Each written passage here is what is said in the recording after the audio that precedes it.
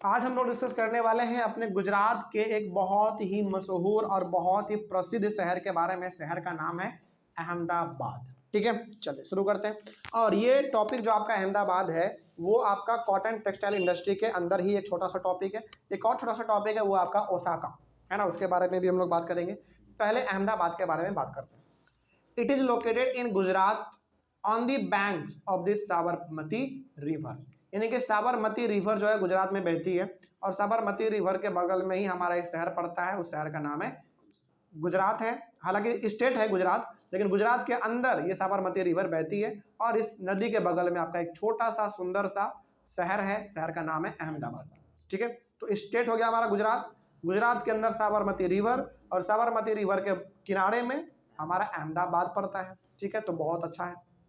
उसके बाद the first mill was established in 1859। Ahmedabad में जो सबसे पहला कॉटन मिल का सेटअप किया गया वो 1859 में किया गया। It soon became the second largest textile city of India after Mumbai. लेकिन ये जो है ना, मुंबई के बाद भारत का सबसे बड़ा सिटी बन गया टेक्सटाइल के मामले में, यानी कि मुंबई में यदि सबसे ज़्यादा कपड़े बनते थे हमारे, तो उसके बाद हमारा अहमदाबाद में ही बनता था। तो ये सेकंड नंबर पे था मुंबई के बाद। Ahmedabad was referred to as the Manchester of India. Ahmedabad को ना मैनचेस्टर कहा जाता है भारत का। अब ये मैनचेस्टर क्या, देखिए Manchester United state of America का, सॉरी वहाँ का नहीं, सॉरी मिस्टेक हो गया, ब्रिटेन का। ब्रिटेन का मैनचेस्टर इतना प्रसिद्ध शहर है, इतना प्रसिद्ध शहर है कि इसके नाम पे ही कपड़ा बनाया जाता था पहले। ठीक है, और वो कपड़ा ब्रिटिशर्स लाके भारत में भी बेचते थे। तो याद रखिएगा कि ब्रिटेन के अंदर हमारा एक शहर पड़ता है, शहर का नाम है मैनचेस्टर, और उस मैनचेस्टर का कपड़ा हमारे भारत में ब्रिटिशर्स बेचने के लिए तब आते थे जब उनका यहाँ पे शासन था, जब उनका कंट्रोल यहाँ पे था। और उन लोगों का जो कपड़ा बेचते थे ना, उस पर टैग लगा रहता था मेड इन मैनचेस्टर, है ना। तो वो इतना बड़ा हब है ब्रिटेन का, इतना बड़ा हब है कि वहाँ पे बड़े लेवल पे कपड़े बनाए जाते हैं, और इसीलिए अहमदाबाद को भी मैनचेस्टर कहा जाता है भारत का। कोई डाउट नहीं इसमें, चलिए तो याद रखिएगा। अच्छा, आपसे सवाल पूछ ले कि भारत को जो है ना मैनचेस्टर क्यों, सॉरी अहमदाबाद को मैनचेस्टर ऑफ इंडिया क्यों कहा जाता है। इसका पीछे रीज़न ये है कि मैनचेस्टर ब्रिटेन के अंदर एक छोटा सा जगह है जो कि कपड़े बनाने के मामले में बहुत आगे है। इतना अच्छा सा कपड़ा बनाता है कि उसका कोई जवाब नहीं है। उसी के बढ़ावा के लिए या फिर उसी के आप कह सकते हैं बड़ाई के लिए, एक तरीके से बड़ाई यहाँ पे किया जा रहा है, उसके लिए ही इसको कहा दिया गया है मैनचेस्टर ऑफ इंडिया। ठीक है, चलिए आगे बढ़ते हैं, क्योंकि अहमदाबाद में भी बड़े लेवल पे कपड़े उस समय पे बनाए जाते थे। आगे, Ahmedabad is situated very close to cotton growing area. अब देखिए बगल में, अहमदाबाद के बगल में क्या है, साबरमती रिवर है ना, और नदी के बगल में पाया जाता है ब्लैक सॉइल, और ब्लैक सॉइल के ऊपर किया जाता है कॉटन का खेती। तो यहाँ पे तो कॉटन का कोई कमी है ही नहीं, तो कॉटन ग्रोइंग एरिया बगल में ही है, तो कॉटन का इसको कोई कमी नहीं होता है। This ensures easy availability of raw material. तो इसको रॉ मटेरियल के तौर पे जो कॉटन है वो आसानी से मिल जाता है, इसको उतना भटकना नहीं पड़ता है। The climate is ideal for spinning and weaving. यहाँ का जो क्लाइमेट है, मतलब कि यहाँ का जो माहौल है, लोग कभी भी धागा बना लेते हैं, स्पिन कर लेते हैं, कभी भी कपड़ा बना लेते हैं। मतलब ऐसा नहीं है कि बहुत गर्मी है तो काम नहीं करेंगे, बहुत ठंडा है तो काम नहीं करेंगे, ऐसा बिल्कुल भी नहीं है। माहौल यहाँ का बहुत अच्छा है, तो लोग लगभग 365 दिन भी काम यहाँ पे कर सकते हैं और करते भी हैं।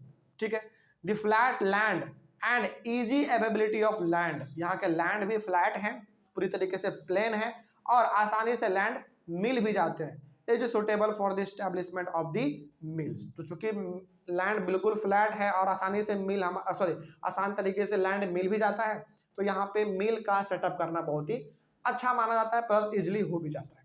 ठीक है, तो इसमें भी कोई गड़बड़ी नहीं है।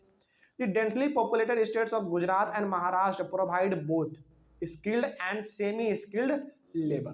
तो बगल में ही हमारा पड़ता है भाई गुजरात, तो हालांकि गुजरात के अंदर ही अहमदाबाद है, तो वहाँ का भी लेबर, और बगल में महाराष्ट्र है तो वहाँ का भी लेबर, दोनों मिल जाते हैं। जो लेबर स्किल्ड हैं या फिर जो स्किल्ड वाले नहीं हैं, है ना, वो दोनों प्रकार के लेबर यहाँ पे मिल जाते हैं। तो यहाँ पे लेबर का भी कोई कमी नहीं है। तो बिल्कुल सोच समझ के अहमदाबाद को चूज किया गया था।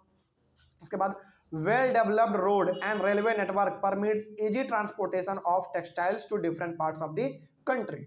और चूंकि गुजरात है भाई, तो गुजरात तो बहुत शुरू से ही अंग्रेजों के ज़माने से ही एकदम चर्चित शहर रहा है, तो उसको वहाँ पे ट्रांसपोर्टेशन की भी कोई कमी नहीं होती है। रोड भी बहुत अच्छा है, रेलवे नेटवर्क भी बहुत अच्छा है, तो रेल पे लाद हो या फिर ट्रक पे लाद हो और जाके सामानों को भारत के अलग अलग कोने में जाके बेच दो, कोई दिक्कत यहाँ पे नहीं होता है।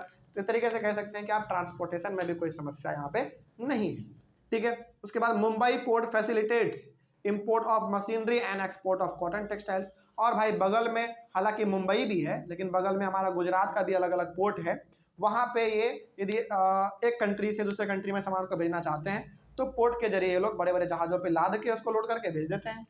तो ट्रांसपोर्टेशन में तो खास करके कोई कमी यहाँ पे नहीं है। तो बाहर से मशीनरी भी आ जाते हैं, मशीन भी आ जाते हैं, या फिर यहाँ से सामान भी हमारा बाहर चला जाता है, तो आने जाने में यहाँ पे कोई रुकावट नहीं है।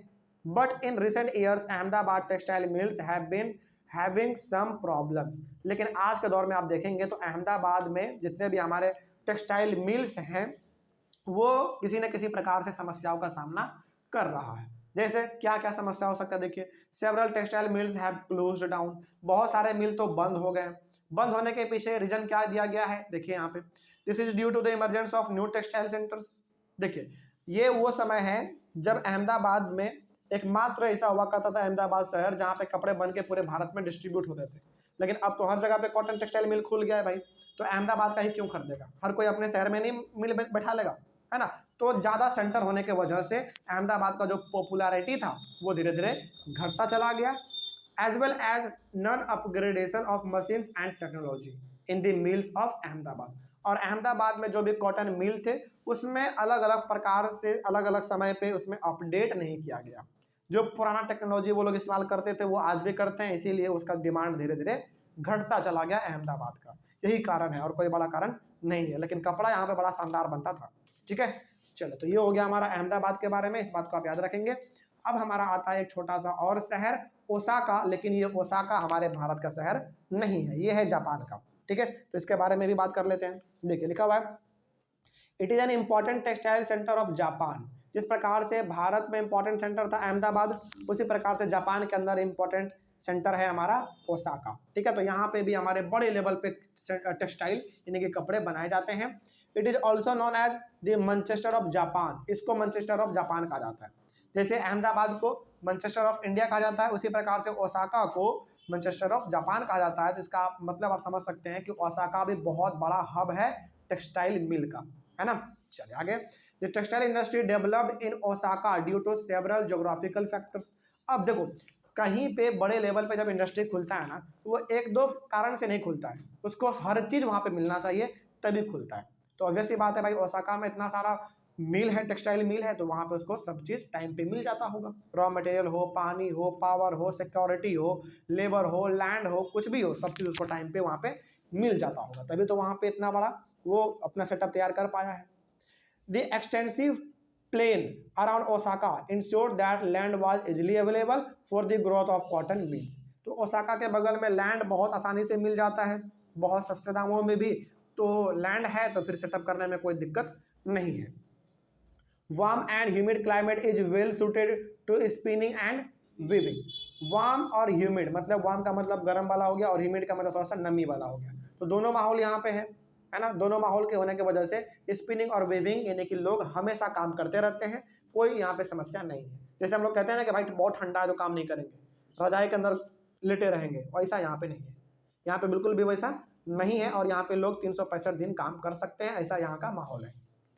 The river Yodo provide sufficient water for the mills. यहाँ पे जितने भी मिल हैं, ओसाका के बगल से एक नदी गुजरती है, नदी का नाम है योडो, और इस योडो नदी के गुजरने की वजह से यहाँ पे पानी का समस्या नहीं होता है, ठीक है। पानी का भी इजली यहाँ पे प्रबंध हो जाता है। Labour is easily available, labour भी आसान तरीके से मिल जाते हैं, है ना, उतना भटकना नहीं पड़ता है। Port facilitates import of raw cotton and for exporting textiles. और बगल में चूंकि नदी है भाई, योडो रिवर है, तो हमारा बगल में पोर्ट भी है, बंदरगाह भी है, वहाँ से हमारा रॉ कॉटन आता है बाहर से और यहाँ से हम लोग टेक्सटाइल को एक्सपोर्ट कर देते हैं, यानी कि आने जाने का भी कोई समस्या नहीं है, आराम से हो जाता है। The textile industry at Osaka depends completely upon important raw material. लेकिन एक इसका सबसे बड़ा ड्रॉबैक ये है कि ओसाका में जितने भी बड़े बड़े इंडस्ट्री हैं टेक्सटाइल के, कपड़े बनाने वाले, वो सारा का सारा इंपॉर्टेड रॉ मटेरियल पे डिपेंड है। मतलब कि बाहर से सामान आएगा तो ही काम चल पाएगा, नहीं तो फिर बंद हो जाएगा। जैसे मान लीजिए कि किसी वजह से वॉर छिड़ गया है ना, किसी कारण वह सामान बाहर से नहीं आ पा रहा है, तो फिर इंडस्ट्री यहाँ का बैठ जाएगा। ठीक है, ये इसका सबसे बड़ा ड्रॉबैक है।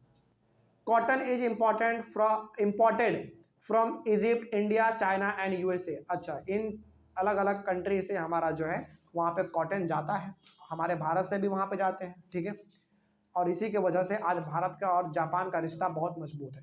ठीक है, the finished product is mostly exported and has a good market due to good quality and low price. तो आसान तरीके से आप कह सकते हैं कि जो सामान बनाता है बाकी कंट्री में जाके इसका बिक भी जाता है बड़ा जल्दी, और इसको प्रॉफिट भी मिलता है, प्लस हालांकि जो सामान बनाते हैं उसका प्राइस बहुत कम रखते हैं, और ऑब्वियस बात है लोगों का तो फितरत है कम प्राइस वाली चीज़ को खरीदना। देखो, जब अच्छा चीज़ कम प्राइस में मिल जाए तो हर आदमी उसको खरीदना चाहता है, तो वही बात इसके साथ भी है, इसका क्वालिटी अच्छा होता है ना, प्राइस लो होता है तो हर आदमी इसको खरीदना पसंद करते हैं। ठीक है, तो ये हो गया हमारा ओसाका शहर के बारे में जो कि जापान के अंदर था। कोई डाउट नहीं, चलिए आगे डिस्कस करते हैं हम लोग। अच्छा, एक चीज और यहाँ पे दिया हुआ है, एक पॉइंट और है, the cotton textile industry of Osaka has been replaced by other industries like iron and steel, ship building, automobiles, electrical equipment and cement.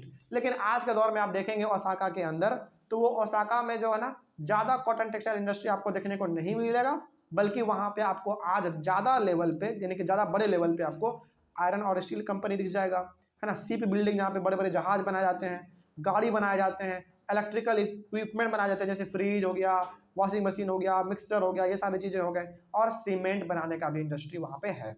तो ओसाका में आप जाएंगे तो हालांकि कॉटन टेक्सटाइल इंडस्ट्री तो आपको दिख ही जाएगा, ऐसा बात नहीं कि नहीं दिखेगा, लेकिन ये सारे की भी चीज़ आपको वहाँ पे देखने को मिल जाएंगी। ठीक है, चलिए आगे बढ़ते हैं।